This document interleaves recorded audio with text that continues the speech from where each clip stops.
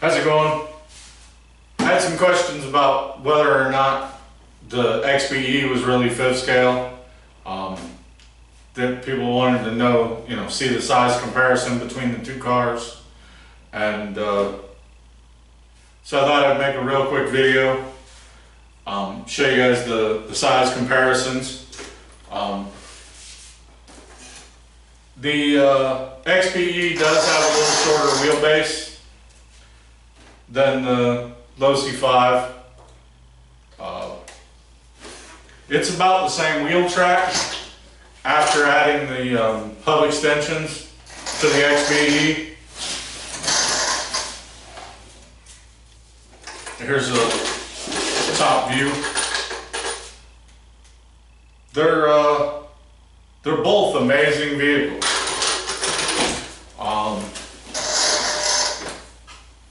As I've said before, neither one of these are really in stock configuration.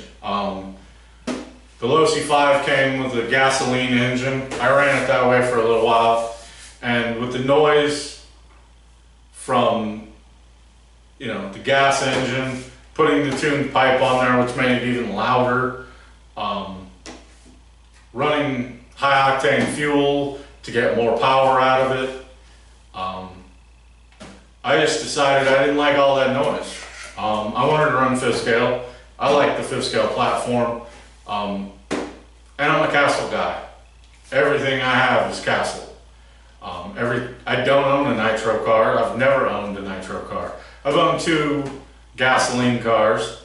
I don't own the Rampage MT monster truck, which is in some of my other videos, that's already being converted to Castle power.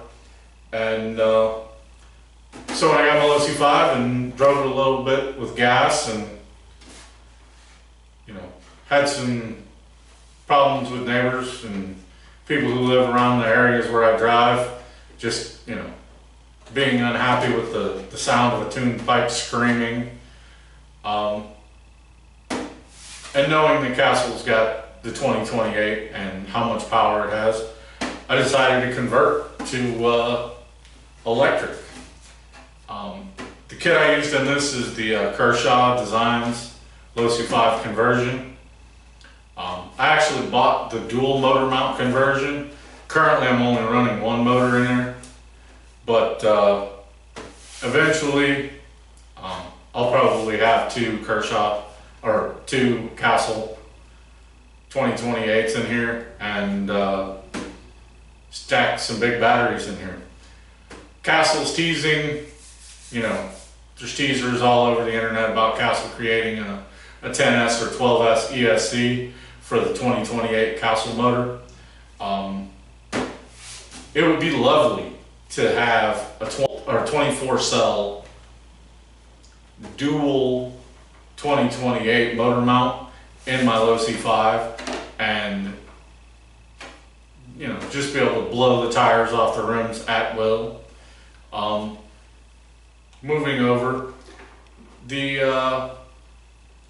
XB-E, I converted using the 1717 Castle motor. It's technically a big 8th scale motor, so I have to watch gearing on this and watch temps, because the motor is really not big enough with some of the things I do and as much stress as I put the car through. But as you can see in previous videos,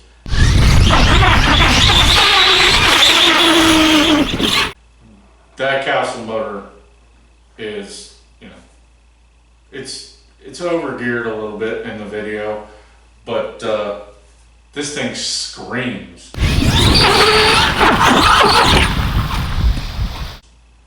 And for short runs, the amount of wattage that thing, the 1717 Castle motor will hold is, unbelievable. Yeah. I've hydroplaned 130 feet currently is my longest one, and it did half of it on its back wheels dragging the wing in the water. I haven't had any problem out of my XB-E. I have added wheel extensions to it and blown a couple bearings in my hubs, but I bought the XB-E used, so I don't know how long the bearings were in there before I got them. And the addition of the extended wheelbase or extended wheel track puts a lot more stress on those bearings. So, you know, it's not really a Redcat problem. It's more of a, you know, I modified it to make it wider problem, and those are some of the downfalls of doing that.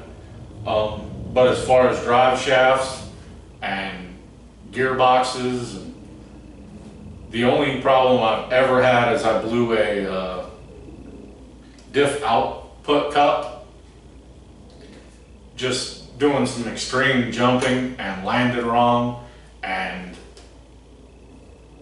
the output cup snapped. It's not a hard fix. Pull the diff out, put a new diff cup in it, and back on the road. You'll see a lot more of this car. It's one of my more favorite cars to run. I'm hoping to get back out to the pond with a better setup, possibly a different setup anyway, on my Losi 5, and I'm going to see if we can get a wheelie on water. So thank you for watching.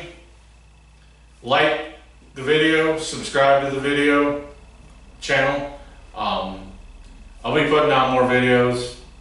Like I said, I'm going to try to get my Losi 5 back out to the pond with a more hardcore setup in it, and see if I can get it to hydroplane as well as my XB-E. I learned a lot from the first run. I hope the second run will be amazing. Thank you for watching.